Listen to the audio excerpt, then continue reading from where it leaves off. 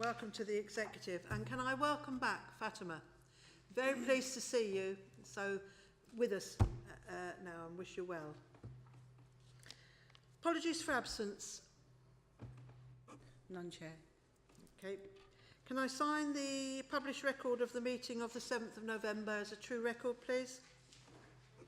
Thank you. Remind members of Section 106, Government Finance Act.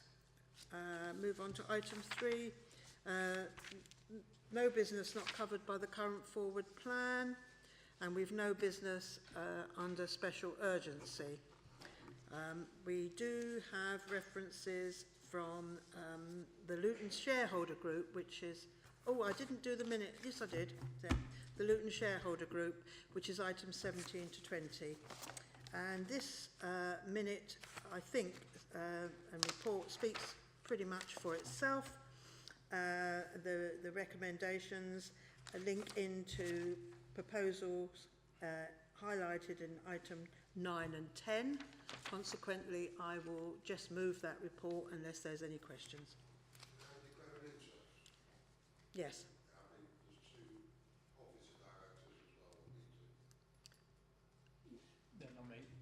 Officers aren't members of the Exec. No. Not members of the executive. So they don't have to declare. Okay. Thanks, Tom. Is that report agreed? Agreed. Thank you very much. We then move on to, there's a reference from Overview and Scrutiny Board. I suggest we take that with the report on the agenda. Is that okay, David? Thank you. No recommendations from Scrutiny Reviews, no petitions, and we then move on to the business items of the agenda. And we move on to item 8, which is the adult learning self-assessment. Yeah, thank you, Hazel. As you know, the funding that we get for adult learning provides learners across the borough, enabling residents to upskill and reskill them, to give them opportunities to access to employment and progress within work to improve their standard of living, which contributes to the Luton 2040 vision.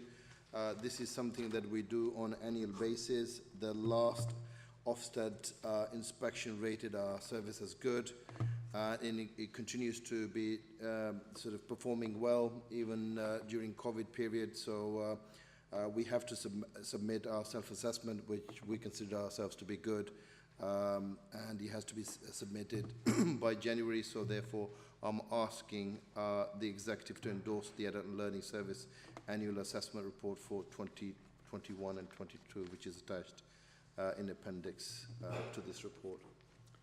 Thank you very much. Are there any questions? Yes, Javed. So, only one question. There's areas for development. Widen the experimental breadth of the governing board to include a learner and employer representative. Are we taking that on board? Yeah, we are actively trying to seek broader representation, particularly from getting learners on board. It's been difficult to find people to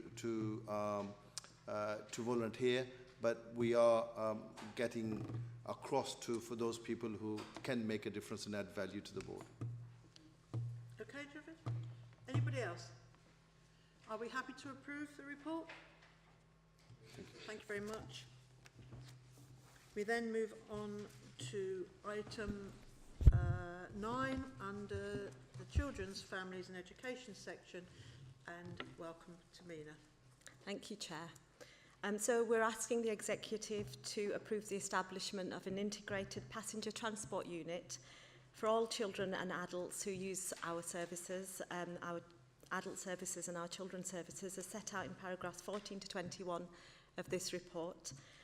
We'd like you to approve the short-term investment from Invest to Save, a reserve of £213,000 to provide expert resources to understand how we will create additional capacity to deliver a robust business plan and for transformational change, whilst also providing an opportunity to develop our internal capacity to deliver change.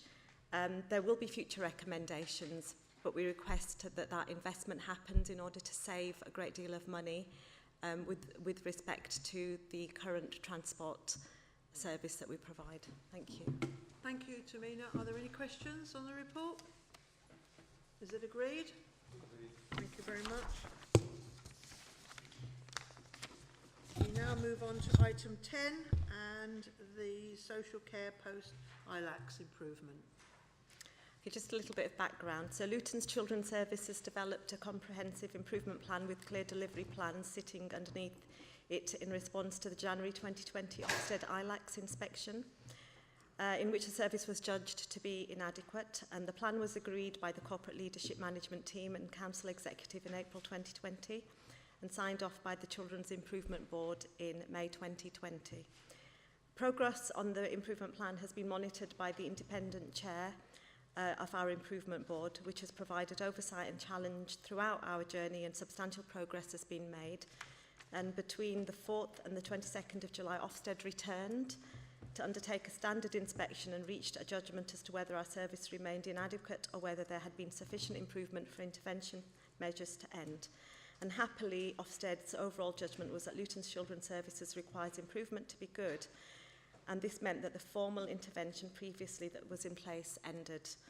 And so I request that Executive is recommended to approve the draft improvement plan in front of you that was developed following the ILAC standard inspection, and it's quite a substantive plan, but that will see us through for the next year. Thank you. Thank you, Tamina. Are there any questions on the report? Happy to approve the recommendations?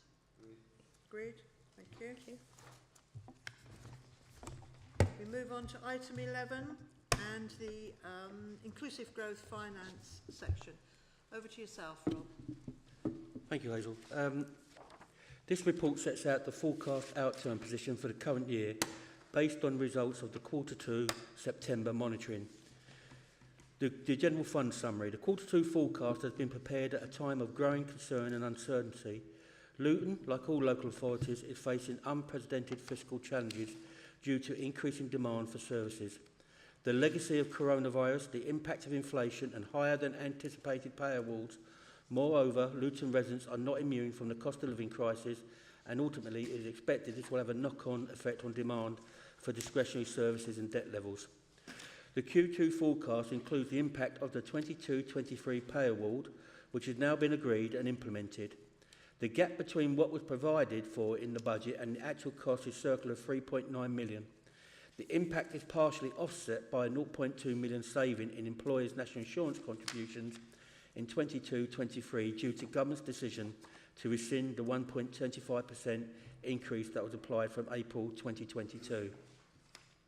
Receipt of the actuary's updated LGPS triennial pension fund valuation, which shows an improved position, has enabled release of 3 million of current budgetary provision.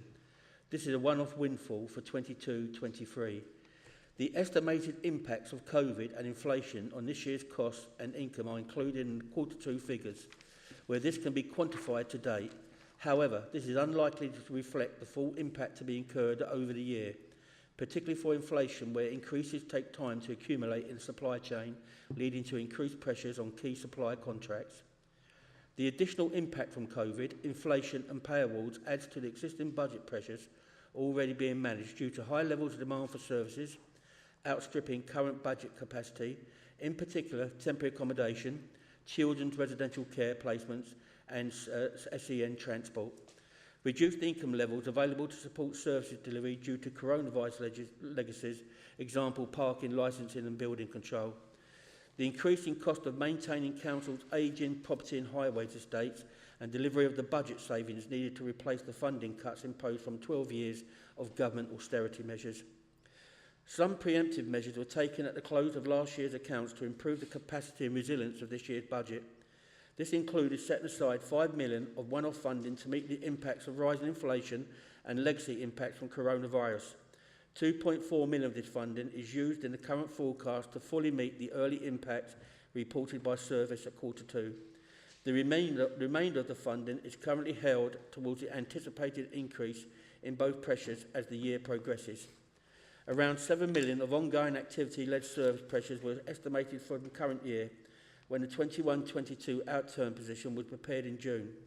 Impacts from the current economic position have increased the pressures faced, with 10.2 million now reported by services. Base core services pressures exclude impact of 22-23 pay award, price inflation and coronavirus.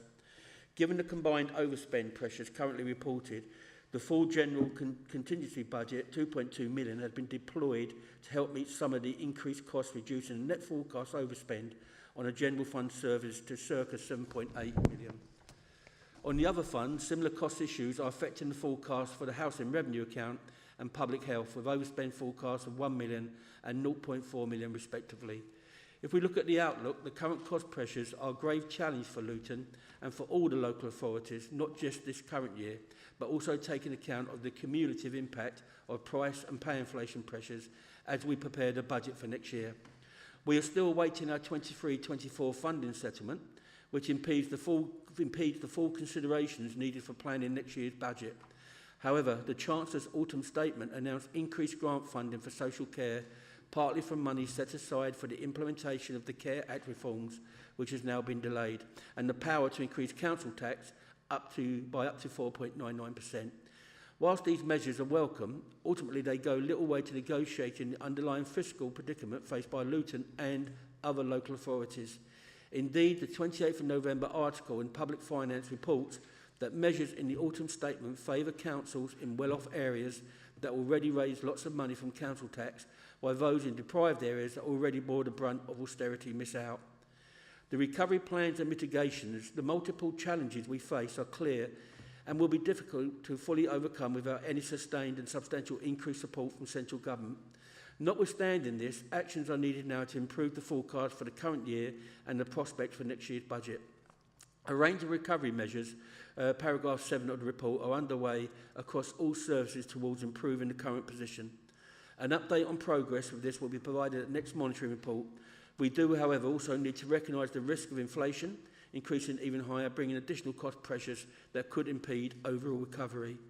For capital expenditure, for general fund projects, forecast to spend to 31st of March 2023 is 44 million, less than originally planned at the start of the year. This is not an underspend, but a shift in the planned timing of expenditure, primarily due to the effect of the slippage brought forward exceeding the capacity for works to be completed, combined with residual delays caused by COVID. Further work will be undertaken for the next reporting cycle to review the reprofiling for more accurate rolling-based programme, including any capacity to defer or withdraw schemes to align and keep the 23-24 capital programme within levels that are affordable for Council's ongoing revenue budget.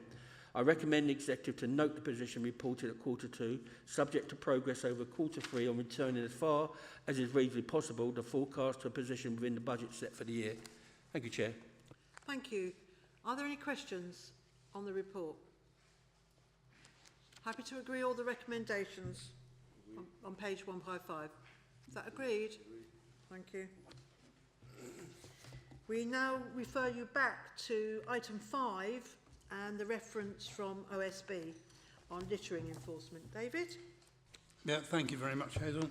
I think the attitude of members at OSB can be summed up really as saying they're prepared to support almost anything that will improve the litter problem around the town, particularly in areas away from the town centre.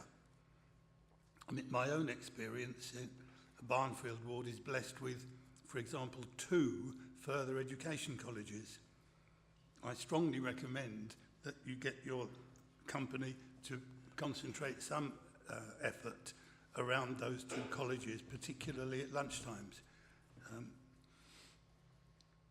The other issue for us was the enforcement of littering from vehicles, where we were told that you can't actually adopt that power at the moment because many of the CCTV cameras which would be used in enforcement actually don't meet the evidential standard required by the government. I guess the hope there is that you'll be seeking an opportunity to put that right. I guess there's a budget issue there, of course, but it certainly is an issue, and if it can be enforced by CCTV, then there is a real opportunity, I think, to have an influence on people dumping litter out of car windows. So those are the only two references that come from OSB, and generally support the efforts that you're making and hope it leads to some improvement in the situation. Thank you, David. Maria, did you want to come back on that specifically, or do it in a roundup of the next report, item 12? Right. Yes, Chair. Yeah.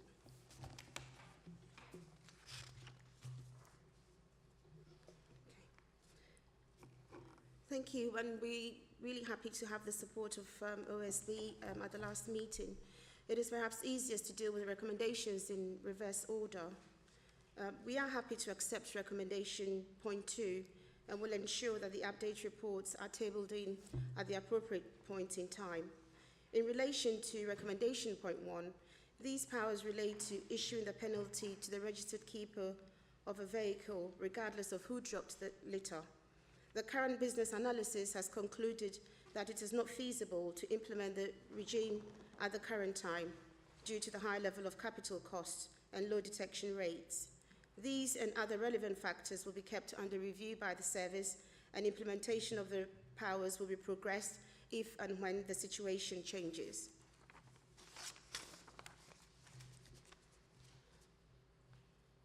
In response to additional resources, this report seeks to enable additional resources to tackle observable enforcement offences. This will support the Council's delivery of the anti-littering strategy. The report asks us to authorise the procurement process and the relevant constitution change to allow a specialist operator to be sourced to undertake enforcement on the Council's behalf by issuing fixed penalty notices to people who are observed littering or breaching relevant terms within public spaces protection orders. This will be operated on an initial 12-month trial period with the possibility of extension if successful. The introduction of these additional resources will increase the enforcement reach of the Council in respect of littering-related offences and support our ongoing commitment to changing this behaviour in the town. We recognise that it is only the minority of individuals who engage in littering behaviour, and this pilot will support the vast majority of residents who want to keep Luton tidy and clean. The specialist operator will be expected to adhere to high professional standards, retaining our commitment to ethical but robust enforcement, and will be sought on a cost-neutral model. I therefore propose that we approve the recommendations within this report before you. Thank you, Chair. Thank you, Maria. And I'm assuming you're suggesting, in terms of the OSB one, that we note item 1 and agree item 2. Yes, please. Thank you very much. Members clear on that? Tom? I fully support what Maria is proposing, but I think we need to go further with the press and publicity. I mean, the other week in court, one bloke got a big fine for fly tipping, but the more important thing is 5 or 6 arrest warrants were issued against people what didn't turn up in court after they'd been convicted for fly tipping. We as a council should now be putting their names up. Other councils are doing it on a wall of shame. You know, one of the ones what we're about to go to court with, the reason we caught him, because as David knows now, all the people that go around and pick up the fly tipping have cameras who were body-worn cameras to gather the evidence. And one of the reasons we caught one was a court summons in his fly tipping for fly tipping in West Drayton. That's how we traced it back to him. So we need to catch these people and fetching private contractors in. I got another one today. I sent it through to the office yesterday. On Friday, I sent it through to all the officers. Contractors are now queuing up to say, we'll come in and do it for you. And it won't cost you anything because we'll do it for the fines we can give people. We need to get them in quickly, Maria, like you said. We need to get them engaged and catch people. But the ones we've already caught, and we have caught, I think there's about 100 odd outstanding notices at the moment where people have been caught and it's not got to court yet. Once they've been to court, we should be putting their names up to say these are the people what are dirtying your town. It's not the council dumped the rubbish, it's these people, and they're being convicted for it. Why we're so hesitant to do it, I just don't know. But that's the only way it's going to stop people. and we need to get on with it. I know it's not necessarily Maria's portfolio, that bit, but we need to be doing it now. Because that is taking the P, the one with the summons from West Drayton for fly tipping, that's just taking the P out, as that is. We need to get on and get it done now. Okay, thank you, Tom. Did you want to come back on that, Maria? I take Councillor Shaw's comments, and we are working really hard, you know, on that. I know there was, you know, there's been a backlog, but from the 4th of November, there's been some prosecutions. I mean, I don't have the figures to head, but the officers do have, and I'm happy to send that to you. But we are working on it. I mean, this is an issue that's important for our town, and yes, and we want to have a zero tolerance on that. Thank you. Thanks, Maria. Javid. Thank you. I fully support the comments from OSB and the report here that we need to get tougher on littering. The cameras, I hope we can find the budget to upgrade the cameras, because one of the, as David alluded to, one of the biggest issues is outside the town centre. Yeah, people are buying the food out takeaway, eating in their cars, and then driving up the next road and throwing it out the vehicles. And that sort of antisocial behaviour is totally unacceptable, and we need to clamp it out. But one of the things I did notice now at school times, I was shocked and amazed and gobsmacked the amount of children outside Ridley Lane at the takeaway, yeah. So it's not just the sixth form college, it is the school children, and I don't know how we'd control the school children because we can't go finding them. But there is a lot of children buying and eating out there and throwing rubbish, and we need to come up with some sort of education. But I thought we were going to look at trying to stop any more takeaways outside school. I don't know where that's gone. Did you want to come back on that? It was more about cameras, wasn't it? Yeah, yeah. Yeah, Councillor, that we are working on it, and you know we can get back to you, you know, with some of the you know, things that we want to take forward, you know, on that as well. It's all work in progress, and yeah, we want to do the maximum that we can to keep our town tidy. Yeah, it's top of the list. Thank you. Rob? Yeah, thank you, Hazel. First, I'm looking at the implications. Legal saying they need more staff to be able to do this. I don't know if it was covered in the report. I can't see it. I may have missed it, so I do apologise. But is that staff going to be forthcoming for them to help take these prosecutions? And I'm assuming as well, in relation to the finance side of it, that the money raised from prosecution goes back into the legal side, maybe? I don't know. You know, so is that how it works? Does the money raised from the prosecutions go back into helping promote and employ people to enforce this? Is that how it's going to work? I don't know. Can you answer that, Maria? Yeah, that's how it's going to work. But Councillor Rob, I'll refer to the officers to respond to that. Thank you. Thank you.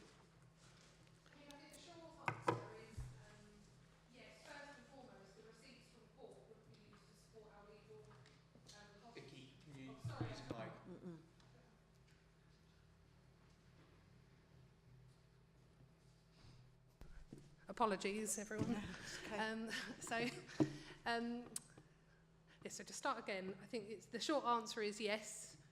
First and foremost, the receipts from any court action would be used to support the legal action that is taken, but and which also, you know, would include other offences as well. So. What comes first, the recruitment and legal? Because they're saying they need more staff to do it.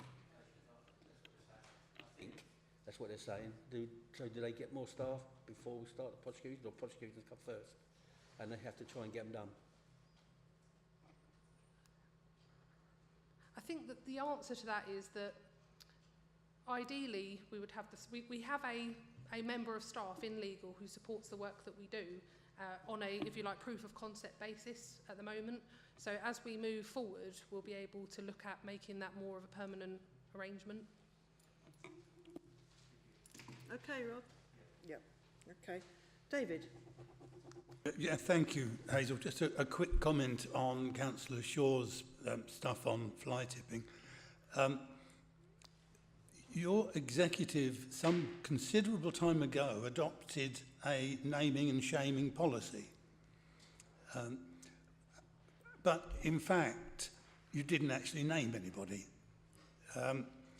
I had a conversation with a senior officer some months ago, and I was told at that time that there was legal nervousness about naming offenders, but looking at the way other local authorities are actually doing it, the practice was going to change, and that from that point on, you would actually be publishing names. The only names that I've actually seen published are of Luton residents whose names are published by other authorities because they fly tipped in their area. I'm just hoping that the news that I was given that the actual naming was going to start on the council's website, I hope that that's actually what is going to happen, and the sooner the better. I take it we're going to take that away and look at it and come back. Vicky? Yeah. Be careful, David. Me and you would agree with each other. Yeah, thank you, Chair.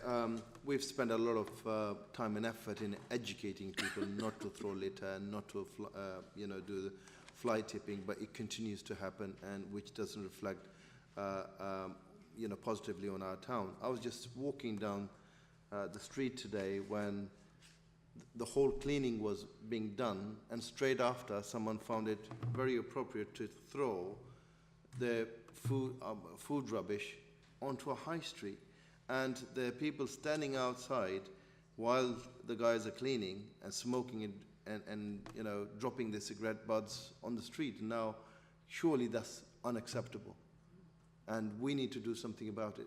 It's seen that we are not tough, and we have declared war on waste, and it's about time that we start getting tough.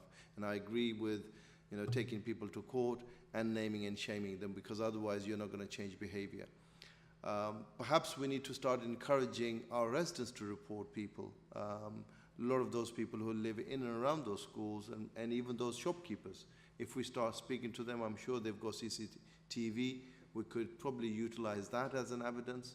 And there are a lot of residents who are willing to report, and I think we need to publish perhaps a number that people can ring if they have any evidence.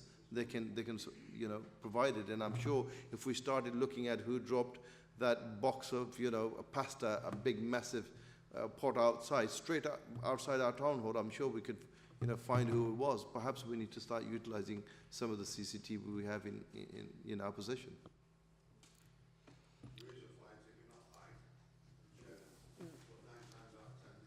Officers say the evidence isn't good enough. A person, me and phoned up on the fly tipping hotline just 2 or 3 weeks ago about fly tipping taking place at 11 o'clock at night in Wedgwood, and got told, well, she didn't even get an answer back till I phoned up, and he said the evidence she's provided on the phone just isn't good enough. We'll take those issues back that members have raised, Vicky, and perhaps have a report back. Yeah. Okay. Members very clear on what they're voting on here? Obviously the recommendations in the item 12, and that we note item 1 from the OSB report, and we agree item 2. Is everyone clear on that? Okay. Is that agreed? Agreed. Thank you very much. Can I declare an interest for the housing bit as being as the landlord? Yes, do you have to leave? Yeah. I think you do, don't you? Yeah, okay. Okay. Right. Item 13, the Dynamic Purchasing Award, Tom. I honestly, until 11 o'clock this morning, Chair, I was going to say we shouldn't be moving this. You wanted to convince me that we should extend the contract for 12 months because it's a way of getting properties. But we get less properties than we used to just by talking direct to landlords ourselves. We're paying a lot of money for something what may deliver a few properties, but nowhere near the amount we need.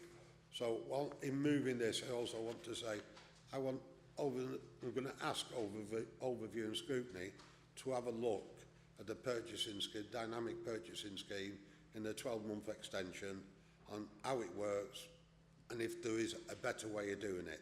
Because I believe face-to-face contact with some of them landlords, like we used to have, and we used to get more properties, then doing it this way may be a better way of doing it. So I will move to ask the executive to agree to the 12-month extension, but at the same time ask overview and scrutiny if they will look at it and see if it's the best option available for us. Okay, so you want to add that as a recommendation, Yes, please, Tom? yeah. Okay. And that's Everyone the way clear the- on that? Yeah. That's the way the officers convinced me to move it this morning. Okay. Are there any questions on that from anybody? Is it agreed? Thank you very much. And we now move on to the housing strategy. Is Aslam declaring in this as well? Is he declaring? No, I wouldn't have thought he needed to declare in this, did he? Okay. Somebody let him know then. Okay, Tom, over to you. And the members will have received a recommendation here. You all got that? Yep. As you know, early in the year we did the housing strategy. It went out for all sorts of public consultation, to scrutiny, to everybody else. Some recommendations were made during that consultation. The recommendations are all on the sheet we're given tonight. I agree with nearly all of them. There's just one about us setting up the company to purchase in the private sector. We've got to get on with that and find a way to do it. I know it's very difficult at the moment because the interest rates are all over the place and everything else, but we have got to find a way to do it, and we've got to find a way to build outside Luton, even if it means us going to war with some of the other councils. Apart from that, everything what we've accepted, all the amendments made by scrutiny and most of the amendments made by the consultees. So I'll move the report with the list of amendments on there. Most of them are only changing words and that kind of stuff. Okay. Okay, are there any questions from anybody on the report? And everybody's clear on this, the changes? Okay. It's before members, is it agreed? Thank you very much. May I take the regulation as read, please?